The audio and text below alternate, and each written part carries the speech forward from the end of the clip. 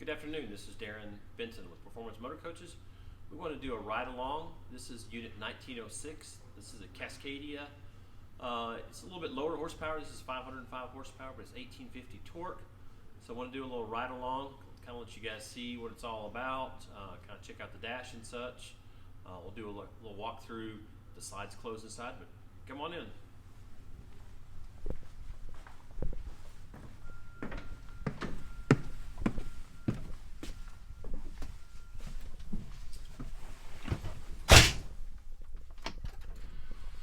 Go ahead and get it started. Very simple to drive. All these truck chassis are very, very simple to drive. Most of our customers say they're about like driving an SUV or a pickup. So we'll jump in here. Very easy to manipulate the steering wheel. It's telescoping. It's tilt as well, so you kind of get it set into place. Of course, your armrests are adjustable as well on each side. I'll go ahead and lay them back up because I've not put my seatbelt on, and I'll just get it pulled out at the very least. So you'll release the parking brake, and then with the Detroit transmission, you'll roll this into the drive position. The nice thing about the Detroit automatic, the DT12, there's actually a little creep mode to it, and generally it doesn't take much throttle to get it running, or to get any kind of forward moving momentum. A lot of the problems with the Eaton transmissions of the past where they were real jerky, so you jump in them, and so for somebody that wasn't experienced, you give it a little bit of throttle and the coach would lunge forward. So this is much smoother. I'll get it pulled out, put my seatbelt on. Just a novice video. We don't know what we're doing, but we just like to play with them and get a lot of requests for people wanting to do ride-alongs. The mirrors on each side, really easy to see all the way down each side of the coach. I generally activate the reverse camera while I'm driving, so I kind of just have a good vantage point all the way across and then be able to catch the backup camera. Pull out on the highway. It's just before about 5 o'clock. So we'll have some traffic once we head back into town. We're located right along a major highway. Really easy to get to the dealership here, but later in the afternoon, so we'll get some funky shadows coming in and such. We'll get turned around here. We'll see that. I generally like to run with my lights on just pretty much all the time, even though it's not dark. So this controller right here basically is your transmission, but also activates your engine brake. And there's 3 stages to your engine brake. So right now it is off. You got 1, 2, 3. I'll kind of show you how that works.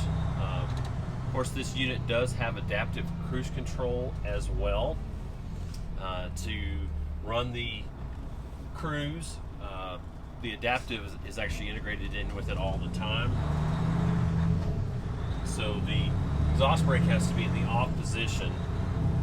It's actually not an exhaust brake, it's a full engine brake there. So that's in the off position. We'll get rolling on the highway.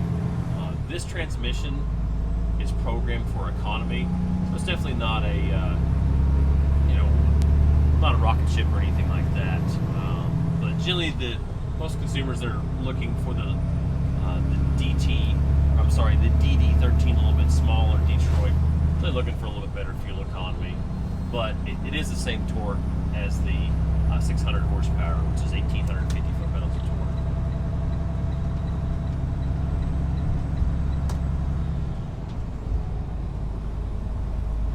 We're running about 50 miles an hour, so it's pretty low RPMs. As we get up on the highway, we'll increase speed a little bit. It's pretty windy today.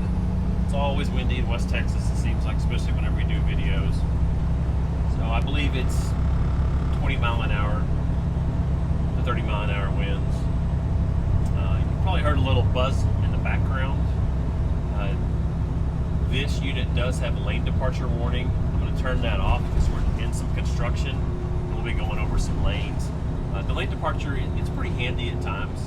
So it'll let you know if you go over a line. It actually reads the lines in the highway itself. I don't know if you can see this little gizmo up on the windshield here.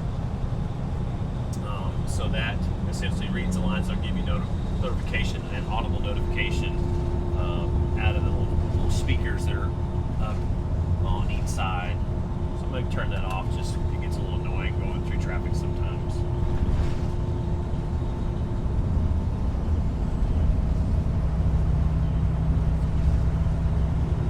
I'll go ahead and set the cruise control so it's on the steering wheel. Just turn it on and then go ahead and set it. The nice thing about the Detroit setup here, Detroit engine, transmission, the adaptive cruise, you can actually select your following distance between the car in front of you, and you will get a notification on your dashboard that lets you know how far that car is out in front of you. So right now we are set for I think it's a 3.6 following distance.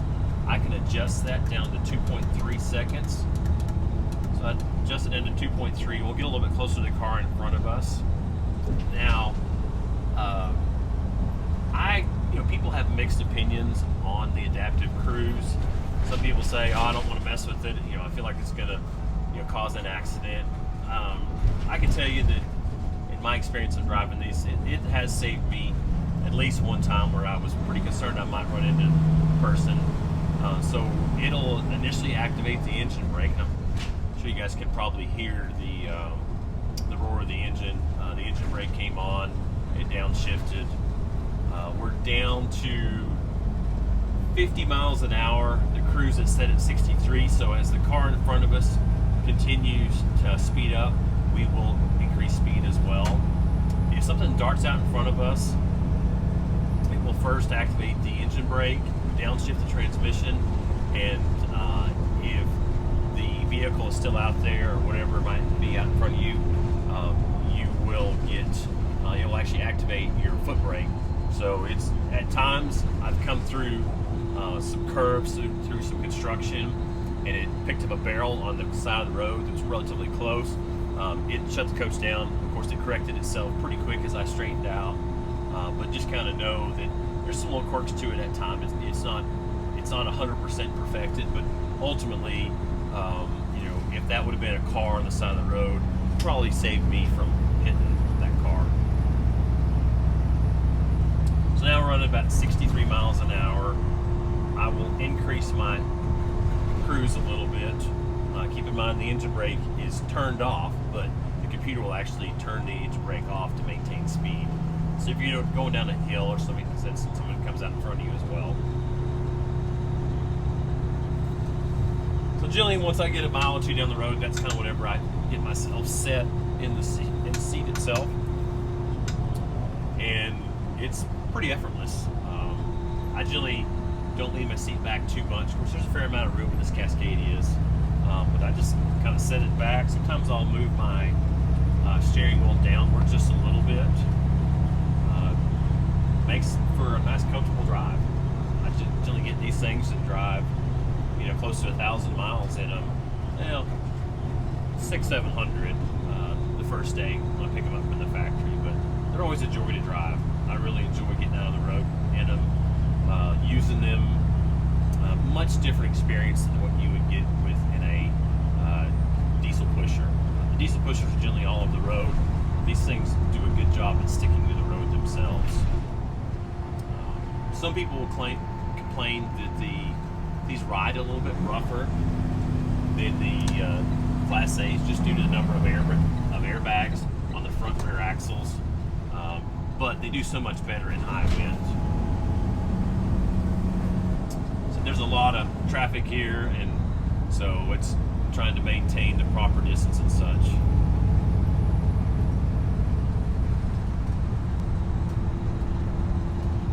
There is a blind spot monitoring on this coach. So there's a little radar on the right hand side, and so if you have a vehicle next to you, there's a little display. If you can pan over there, might make some people kind of sick panning around, but there's a little module over here. So if there's a vehicle there, you'll get a little red LED light. If you activate your turn signal, you'll get an audible notice.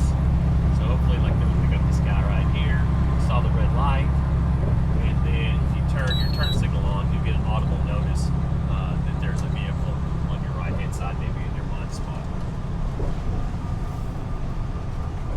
like to get out and just drive a little bit faster, but just it's only going to get worse as far as the traffic goes. This is Lubbock's a big small town, and so it's crazy for about 30 minutes each afternoon.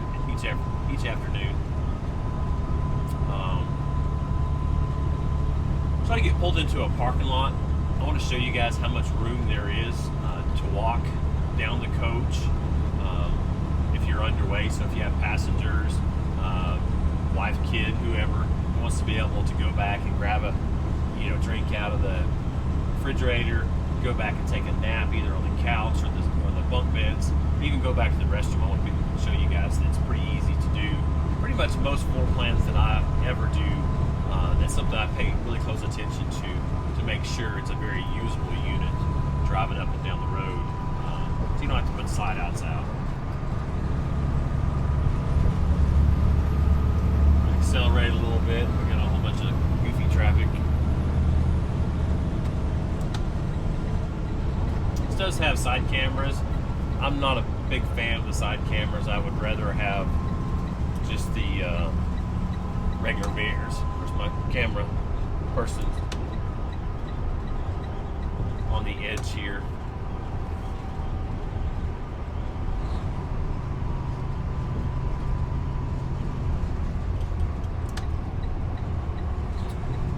Some of the other controls on the steering wheel here, there's a basically a trip computer built in the dash, and you can go through and do diagnostic codes. That's some of these other buttons here.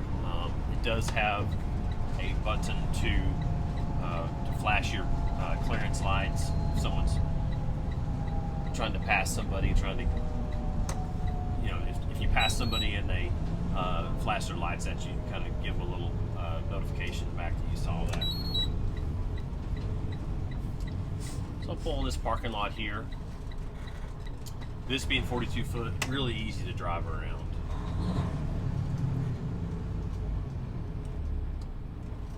So I'll put it in neutral, pull your park brake, come back.